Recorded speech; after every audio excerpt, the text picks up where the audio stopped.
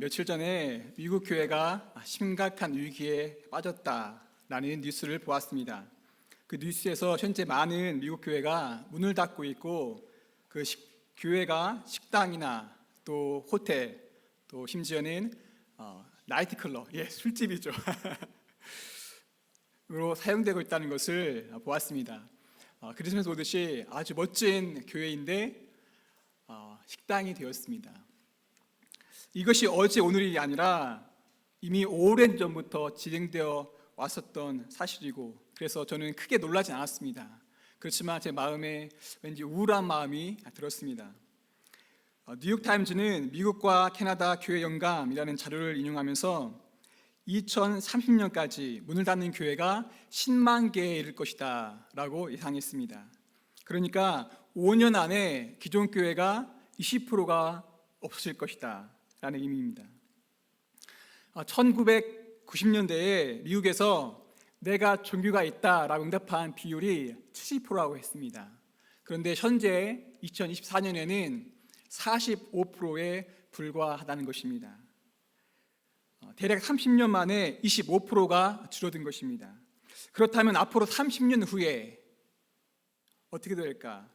아마 미국에서 자신이 종교가 있다라고 응답하는 비율이 잘해야 20% 초반대가 될 것입니다. 여러분, 그 20% 안에 우리 사랑하는 자녀들이 있을 것이라고 우리가 장담할 수 있습니까? 그 20% 안에 우리 손자, 손녀들이 있을 것이라고 우리가 확신할 수 있습니까? 만약 있다고 해도 우리 자녀들이 예수님 믿는 신앙, 예수님이 주님이라고 믿는 신앙을 그때도 가질 것이라고 우리가 확신할 수 있습니까? 지금 한국과 미국의 기독교가 급격하게 무너져 내리고 있습니다. 여러 세속화의 바람을 타고 우리 부모님 세대가 지켜왔던, 그리고 지금 현재 우리가 지켜오고 있는 신앙의 중요한 기초들이 무너지고 있습니다. 교회가 위기입니다. 그래서 우리의 신앙도 위기입니다. 오늘 우리가 읽은 본문은 히브리서입니다. 이 히브리서도 당시 교회 공동체의 심각한 위기 가운데 쓰여진 편지입니다. 이 편지를 받는 공동체는 유대 기독교인입니다. 그러니까 원래는 구약의 하나님을 믿는 유대교에 있다가 복음을 듣고 예수님을 믿은 그리스도인들입니다. 그런데 당시 이 유대인 그리스도인에게 많은 어려움이 있었습니다. 대대로 구약의 하나님을 믿었는데 예수님을 주님으로 메시아로 믿는다는 것은 그리 쉬운 일이 아니었습니다. 유대 공동체 입장에서는, 유대교 입장에서는 이것이 반역이었겠죠. 배교였을 것입니다. 당연히 심한 박해가 있었습니다. 동시에 엄청난 회유도 있었습니다. 그래서 다시 유대교로 돌이킬 것을 강요당했을 것입니다. 예수님 신앙 버리고 일부는 다시 유대교로 돌아가는 일까지 있었습니다. 이러한 배경 가운데 오늘 저희가 읽은 히브리서가 쓰여진 것입니다. 그래서 이 히브리서 이 편지의 목적은 분명합니다. 예수 그리스도가 가장 뛰어난 분이라는 것입니다. 이것을 알리려는 것입니다. 예수님은 구약의 모든 선지자들보다 뛰어나고 천사들보다 뛰어나고 모세보다 뛰어나다는 것입니다. 여러분, 선지자 그리고 천사들, 모세 모두 유대교의 근간을 이루는 핵심입니다. 모세는요, 출애굽을 이끌었습니다. 그리고 하나님께 율법을 받아서 백성들에게 전해 주었습니다. 또한 그 당시 유대인들에게 천사의 존재는 컸습니다. 심지어 천사를 경배 대상으로 여기기도 했습니다. 그러나 히브리서는 예수 그리스도가 그 누구보다, 그 어떤 권위보다 더 크신 분이다 라고 말하고 있습니다.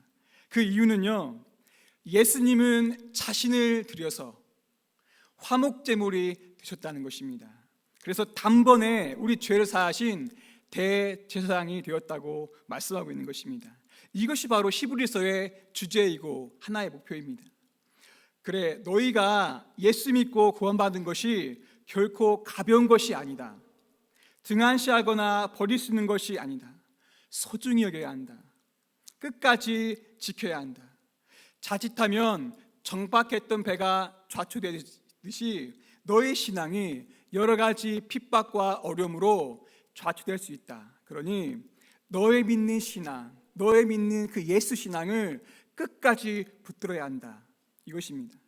그래서 히브리서는 1장부터 10장까지 예수 그리스도가 어떻게 뛰어난 분인지에 대해서 설명하고, 그리고 그 다음에 11장에 와서 그렇다면 믿음이 무엇이고 그 믿음으로 산 사람이 누구인지에 대해서 쭉 나열합니다. 그리고 오늘 본문 12장에 와서는 그러면 예수님에 대한 믿음을 가진 자들이 실제로 삶에서 어떻게 살아야 되는지 실제적인 조언과 권면을 하게 하고 있습니다. 첫째는 우리 앞에 놓인 경주를 하라는 것입니다. 둘째는 예수님을 생각하라는 것입니다. 먼저 저자는 우리에게 경주를 하라라고 말씀하고 있습니다. 경주가 무엇이죠? 경주하는 것? 달리기 시합하는 것입니다. 달리는 것입니다. 신앙은 기본적으로 달리기다라고 성경은 여러 곳에서 말씀하고 있습니다. 우리의 신앙 여정은 우리가 그냥 천천히 동네 한 바퀴 도는 산책이 아닙니다. 나뭇길 사이를 평온하게 걷는 산보가 아닙니다. 주일날 그저 성경 하나 들고 와서 평온한 마음으로 예배드리고 돌아가는 그런 한가로운 여정이 아니라는 것이죠. 예수님을 믿는 신앙의 여정은 기본적으로 뛰는 것입니다. 달리는 것입니다. 그래서 기본적으로 치열한 것입니다. 오늘 본문도 그렇게 말씀하고 있습니다. 우리 앞에 당한 경주를 하라. 근데 여러분, 경주를 잘하기 위해서 필요한 조건이 있습니다. 그냥 막 뛰는 것이 아니죠. 오늘 본문은 두 가지를 말씀하고 있는데요. 첫째는 모든 무거운 것과 얽매기 쉬운 죄를 벗어버리라라고 말씀하고 있습니다. 무거운 것을 벗어버리고 달려라. 당연한 말씀입니다. 달리기를 잘하는 사람은 몸을 최대한 가볍게 하죠. 몸에 무거운 것을 걸치면 달리기를 잘할 수 없습니다. 무거운 외투를 입으면 경주에 나설 수 없습니다. 또한 손에 무엇을 들고 있으면 뛸 수가 없는 것이죠. 최대한 몸을 가볍게 해야 합니다. 그래서 요즘에는 달리기용 신발, 러닝화가 얼마나 가볍게 잘 나오는지 모릅니다. 문제는 우리가 달리지 않는다는 것이죠. 그러면 모든 무거운 것이라고 했는데 이 무거운 것이 무엇이냐라는 것입니다. 당시 유대 그리스도인들이 당하고 있었던 어떤 현실적인 핍박들, 어려움들이라고 볼 수 있습니다. 그들이 살고 있는 공동체 안에서 심한 핍박을, 어려움을 받았습니다. 사람들의 멸시와 조롱을 받기도 했을 것입니다. 이것이 그들의 현실에서 아주 어려운 것들이었을 것입니다. 무거운 것들이었을 것입니다. 그들의 일터에서, 그들의 직장에서 아마 부당한 대우도, 따돌림도 당했을 것입니다. 이런 것들이 그들이 예수 믿는 신앙을 가지는데 방해가, 장애물이 되었을 것입니다. 그래서 이런 것들을 과감하게 벗어 던지라고 말씀하고 있는 것입니다. 또한 얽매기 쉬운 죄를 언급합니다. 얽매기 쉬운 죄도 벗어버려라. 여기서 얽매기 쉬운 죄는 우리 몸에 달라붙는 죄입니다. 우리 몸에 달라붙어서 쉽게 떼어내기 어려운 죄, 아마도 습관적으로 짓는 죄를 말하는 것 같습니다. 영적으로 나태하고 게으른 삶의 태도일 수 있습니다. 오늘 우리식으로 말하자면 우리가 하나님과의 관계를 맺는 시간을 드리는 것보다 스포츠에 더 많은 관심을 갖고 또 드라마 보는 것에, 저도 사실 드라마 보는 것을 좋아하는데요, 드라마 보는 것에 더 많은 관심을 갖는 것일 수 있습니다. 아니면 소셜미디어나 유튜브에 많은 시간을 허비해서 하나님과의 관계를 맺는데 소홀히 하는 삶의 습관일 수 있습니다.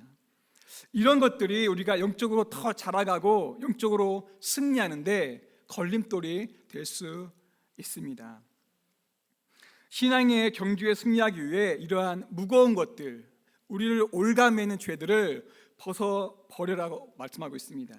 그리고 또 하나, 인내하라고 말씀하고 있습니다. 인내하라, 인내하면서 경주하라. 인내하라는 말은 기본적으로 아래에 머물다라는 뜻입니다. 아래에 있다, 아래에 머물다, 또한 아래에서 기다린다라는 뜻이 인내하라는 뜻입니다. 무엇이죠? 아무리 힘든 상황일지라도 끝까지 기다리면서 버티라는 것입니다. 기다리면서 참으라는 것입니다. 그런데 이게 마지못해 참는 것이 아닙니다. 에라 나도 모르겠다, 될 대로 되라, 이런 태도가 아닙니다. 내 스스로 선택한 인내입니다. 목표가 있기에, 하나의 목표가 있기에 내가 그 힘든 순간들을 기꺼이 참아내는 인내입니다. 여러분, 요즘 올림픽이 한창인데 올림픽 경기 잘 챙겨보시나요? 저도 가끔 뉴스를 통해서 그 결과들을 보는데, 이번 파리올림픽 100m 남자 결승전에 아주 재미있는 일이 있었습니다.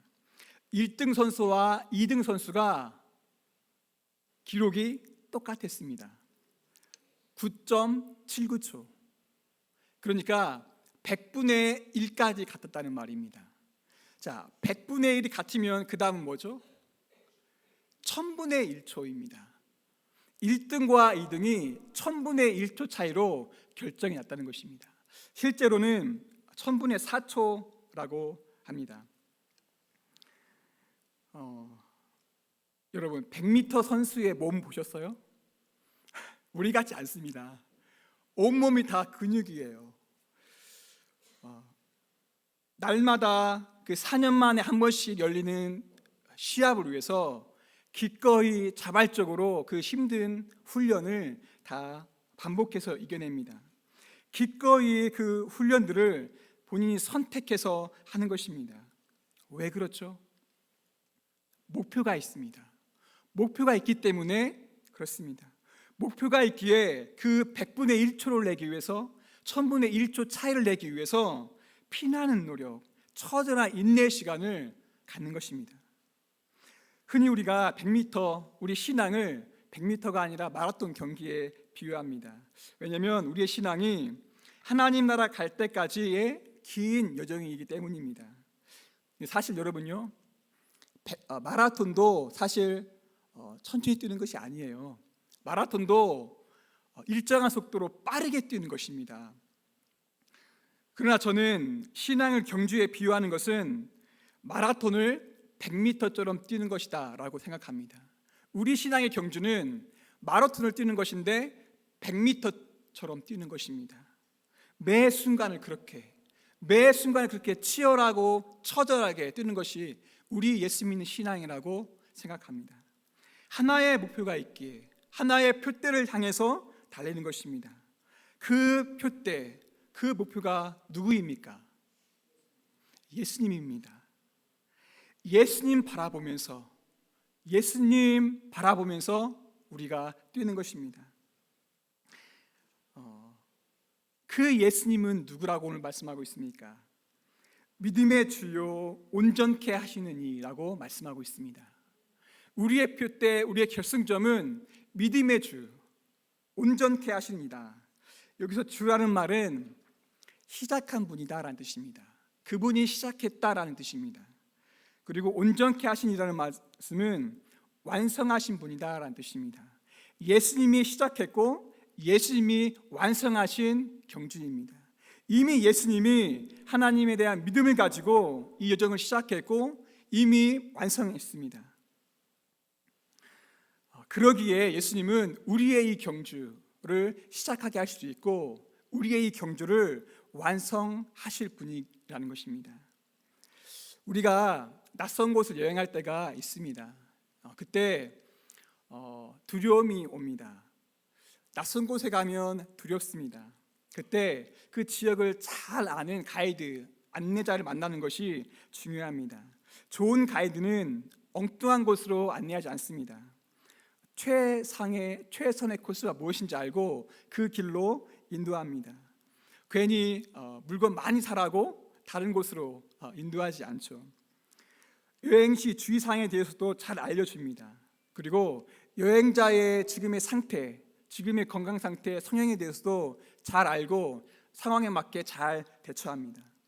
사실 우리는 모두 이 천국 여정을 떠나는 여행자인데 어쩌면 이 여정이 낯설 수가 있습니다. 왜냐하면 모두 다 처음이니까요. 혹시 우리 가운데 환생한 분 없잖아요. 우리 모두 다 이 땅에서 하늘나라 가는, 처음으로 하늘나라 가는 그런 여정에 있는 것입니다. 그래서 우리에게는 정도의 차이는 있지만 안내자가 필요합니다. 예수님은 우리의 완벽한 가이드, 안내자가 되십니다. 왜냐하면 예수님이 이미 그 길을 가셨기 때문이고 그 모든 길을 아시기 때문입니다. 그래서 히브리서자는 우리 믿음의 시작이고 완성하실 분, 우리 믿음을 끝까지 함께 하실 분 예수님을 바라보라고 우리에게 도전하고 있는 것입니다. 여러분, 바라본다는 것은요, 본다는 것, 바라본다는 것은 우리가 믿음의 눈을 들어서 예수님에게 우리의 시선을 고정하는 것입니다. 예수님에게 우리의 눈을 맞추는 것입니다. 다른 것에 시선을 빼앗기지 않고 계속해서 예수님에게 마음을 두는 것입니다. 그래서 바라본다는 것은요, 믿는다는 말입니다. 바라본다는 것은 의지한다는 말입니다. 그래서 바라본다는 것은 간절하게 기도한다는 것입니다. 마태복음 14장에 보면 예수님의 제자들이 갈릴리 바다 한가운데에서 풍랑을 만났습니다. 오늘 여기서 우리 다 죽는구나, 오늘이 끝이구나, 그렇게 생각했습니다. 그러나 처음에는 알아보지 못했지만 자신들을 향해서 다가오고 있는 예수님을 알아보게 됩니다. 이에 베드로가 말합니다. 주님, 만일 주님이시거든 나를 명하사 물 위로 오라 하소서. 예수님이 짧게 대답합니다. 오라. 그러자 정말로 베드로가 배에서 내려서 걸어서 예수님에게로 갑니다. 예수님에게로 가는데 점점 물에 빠지면서 갑니다. 폭풍이 일어나는 상황이 문제가 아니었습니다. 문제는 그의 시선에 있었습니다.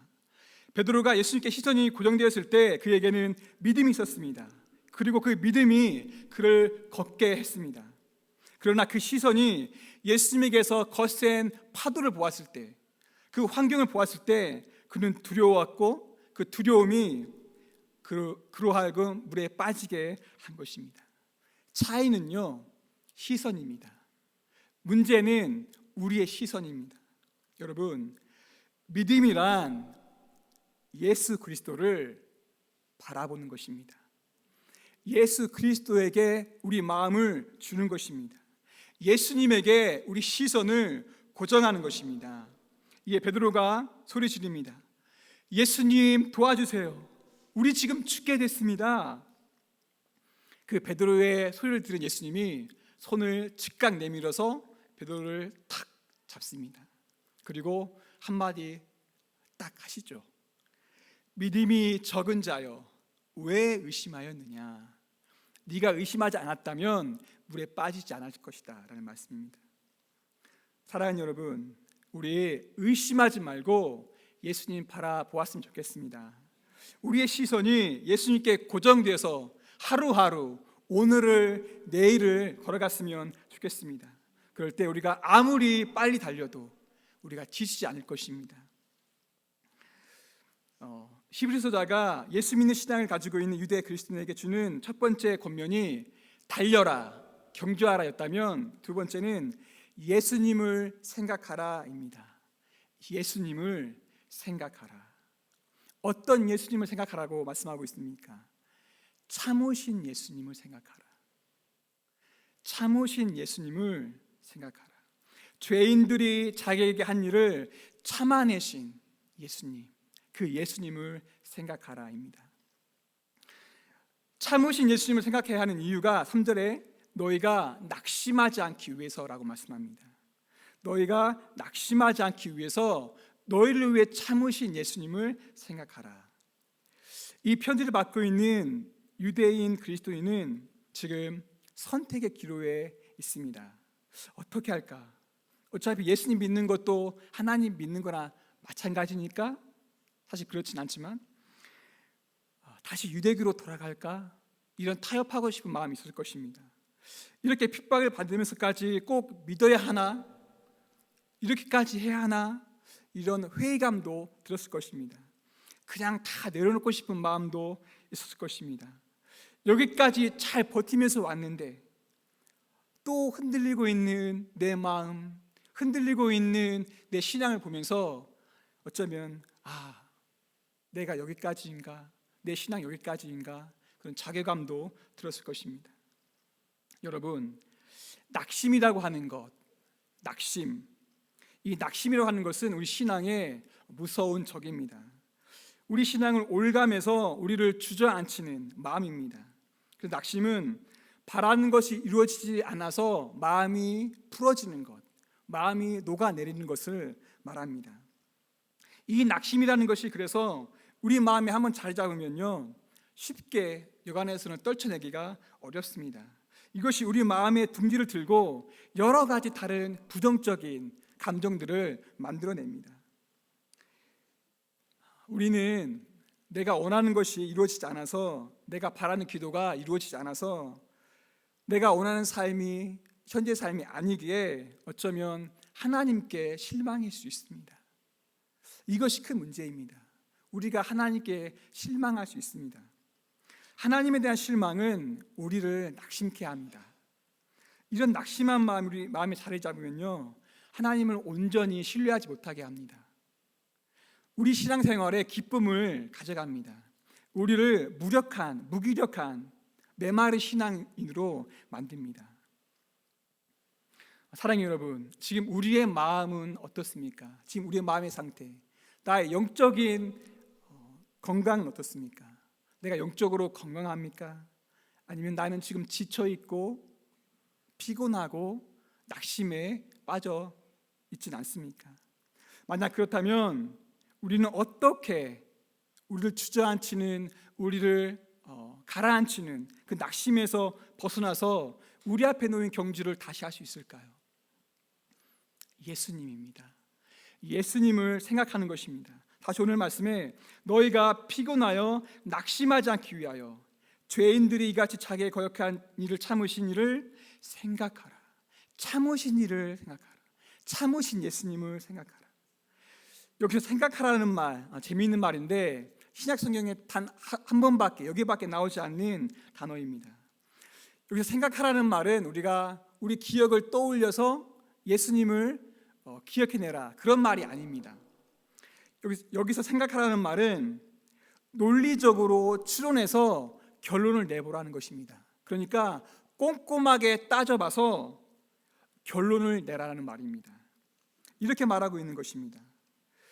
나도 압니다, 여러분. 여러분들이 예수에 대한 신앙을 갖고 있는 것이 얼마나 어려운 것인지 나도 알고 있습니다. 그래서 여러분들의 믿음이 흔들리고 있는 것도 내가 압니다. 지금 지쳐있고 낙심에 빠져있는 것도 압니다. 그런 여러분, 그렇다면 다시 예수님을 생각해 보십시오. 그분이 누구인지, 지금 힘들다고 원래 유대교로 돌아가는 것이 옳은지, 아니면 여러분을 위해, 여러분의 구원을 위해 그 십자가의 아픔과 모욕과 수치를 참아내신 예수님을 끝까지 붙드는 것이 옳은지 잘 따져보고 판단을 내리십시오. 결정을 내리십시오. 이런 뜻입니다. 이것이 예수님을 생각하라라는 말입니다. 사랑하는 여러분, 우리도 마찬가지입니다. 때로는 우리 신앙에 회의감이 들 때가 있습니다. 우리 마음에 피곤함이 찾아오고 낙심이 찾아올 때가 있습니다. 영적 무기력감에 빠져 있을 수 있습니다. 그렇다면 여러분, 우리 예수님을 다시 생각합시다. 예수님을 생각하십시오. 십자가를 참으신 예수님입니다. 그럴 때 우리 모든 부정적인 감정에서 우리가 해방되고 벗어날 수 있습니다. 모든 신앙적인 관계적인 위기에서 벗어날 수 있습니다. 예수님을 생각하는 것만이 우리에게 진정한 힘과 기쁨을 줄 믿습니다. 말씀을 맺습니다. 우리가 지금 위기의 시대에 살아가고 있습니다. 우리가 지금 세계 곳곳에서 일어나는 전쟁을 봅니다. 인종 갈등이 혐오와 폭력으로 번지는 시대에 우리가 살고 있고, 기술 발달로 인공지능이 어디까지 발전할지 모를 두려움의 시대에 우리가 살고 있습니다. 우리가 뿌리는 환경 오염의 대가를 우리가 치러야 하는 시대에 살고 있습니다. 그리고 또 다른 팬데믹이 와도 이상하지 않은 시대에 우리가 살고 있습니다. 무엇보다 교회가 무너져가고 우리가 믿고 있던 진리가 희미해져가는 그런 시대에 우리가 살고 있습니다. 덩달아 우리의 신앙도 이 세속화의 바람에 휩쓸려서 희석되어 가고 있는 시대에 우리가 지금 살고 있습니다. 이런 시대에 우리의 방향, 우리의 목표는 무엇입니까? 도대체 우리는 누구를 바라보고 누구를 믿고 우리가 오늘을 살아야 합니까? 누구죠? 예수님입니다. Jesus. 예수님만이 우리의 유일한 목표이고 방향입니다. Only Jesus is our goal and direction. 사랑하는 성도 여러분, 예수님을 바라보아야 합니다. 지치지 않고 포기하지 않고 예수님에게 우리 시선을 고정해야 합니다. 그리고 달려가야 합니다. 예수님을 생각해야 합니다. 모든 상황 가운데 그 모든 고통과 아픔과 수치를 참아내신 그 예수님을 오늘 나의 삶으로 모셔와서 그 예수님으로 인해서 우리가 힘있게 나가야 합니다. 매 순간 예수님을 바라보면서 예수님을 생각하면서 오늘 우리에게 주어진 믿음의 경주를 힘있게 하는 저희가 되기를 간절히 축원합니다. 아멘. 이 시간 주만 바라볼지라 한번 찬양하고 같이 기도한 시간 갖겠습니다.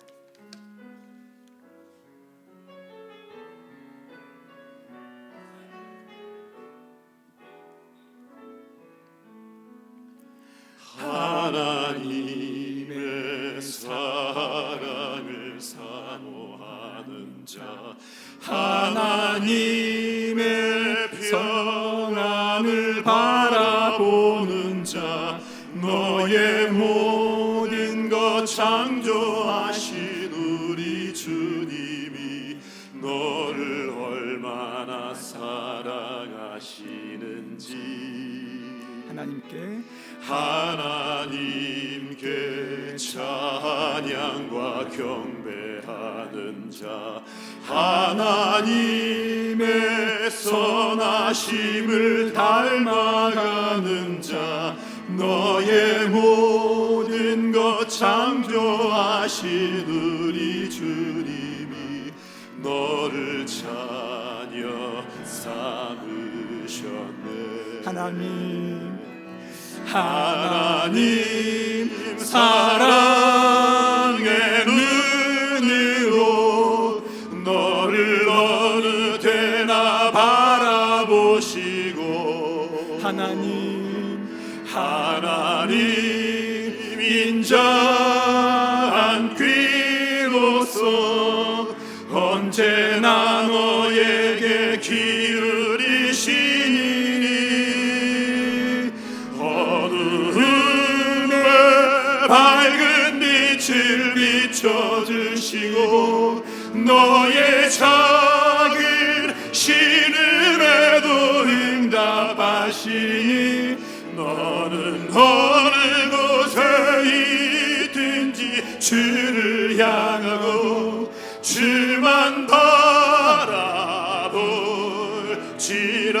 이 시간 같이 기도하시겠습니다. 주님, 여전히 내게 주어진 무거운 짐이 있습니다. 나를 얽매이는 죄의 습관들이 있습니다. 이것들에서 벗어날 수 있도록 하나님 힘을 주옵소서. 하나님 다시 주님 바라보게 도와주옵소서. 예수님 바라보게 도와주옵소서. 십자가를 참으신 내 죄를 위해서, 내 구원을 위해서 온갖 그 모든 아픔을 참아내신 예수님 바라보고 오늘의 삶을 살며 내일의 삶을 살 수 있도록 하나님 도와주옵소서. 우리 주여 한번 외치고 기도하겠습니다. 주여! 하나님 아버지 그렇습니다. 믿음의 주 온전케 하시는 예수 그리스도 그 주님을 다시 바라보고 납니다. 지치고 상한 마음을 일깨워 주시옵소서. 하나님 지치고 무너진 낙심한 마음을 일깨워 주시옵소서. 우리 가운데 상한 마음 있습니까? 우리 가운데 넘어진 마음 있습니까? 하나님 예수님 바라봄으로써 예수님 소망하고 예수님 생각함으로써 다시 한번 우리가 이룰 수 있도록 하나님 도와주시옵소서. 하나님 믿음의 주입니다. 온전케 하시는 예수 그리스도입니다. 이미 시작하셨고 이미 완성하신 그 예수님을 따라갈 수 있도록 하나님 도와주시옵소서. 하나님 우리 가운데 힘을 도와여 주옵소서. 우리 가운데 힘을 도와여 주옵소서. 오늘의 삶을 살아가고 내일 삶을 살아갈 수 있도록 하나님 도와주옵소서. 하나님을 고백합니다. 예수 그리스도를 고백합니다. 우리의 믿음의 주 온전케 하시는 예수님을 바라봅니다. 하나님 아버지, 주님 주시는 힘으로 우리 앞에 놓인 신앙의 경주를 하게 하시고 날마다 승리하게 하옵소서. 어떤 상황일지라도 주님 바라보게 하옵소서. 주님께 시선 고정하고 주님 주시는 모든 은혜 부유함을 날마다 누리게 하옵소서. 감사드리며 예수님의 이름으로 기도드립니다.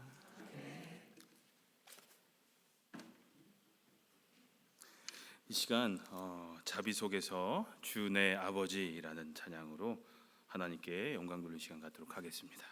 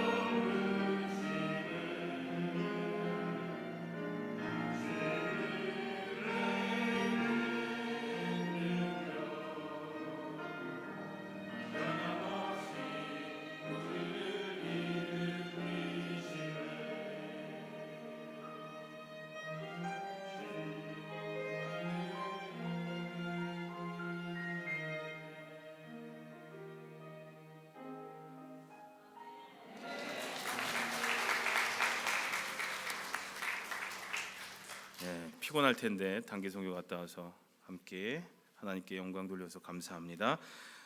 이 시간 하나님께 봉헌하는 시간 갖도록 하겠습니다.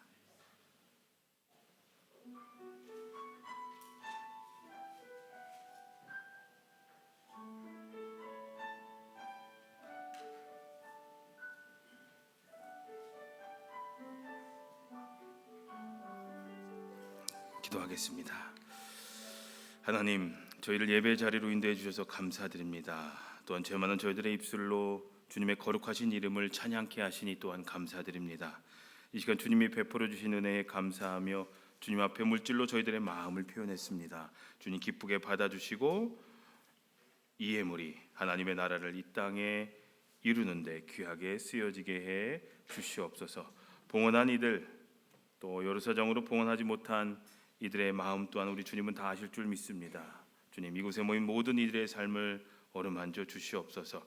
주님의 몸된 교회를 위해 각 처소에서 보이는 가운데 보이지 않는 가운데 봉사하고 충성한 이들의 정성을 또한 꼭 기억해 주시고 갚아 주시옵소서. 우리를 아무런 조건 없이 사랑하시고 돌보시고 인도하시는 예수님의 이름으로 기도합니다. 아멘.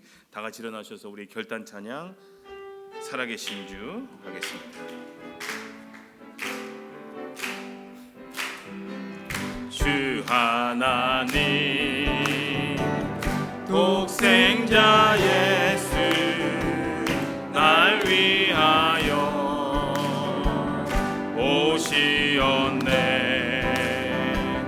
내 모든 죄 용서하시고 죽음에서 부활하신 나의 구세주 살아계신 주 나의 참된 소망 걱정 근심 전혀 없네. 사랑의 주내 발길 인도하니 내 모든 삶의 기쁨 늘 충만하네. 살아계신 주 살아계신 주 나의 참된 소망 걱정 근심 전혀 없네. 사랑의 주내 발길 인도하니 내 모든 삶의 기쁨 늘 충만하네.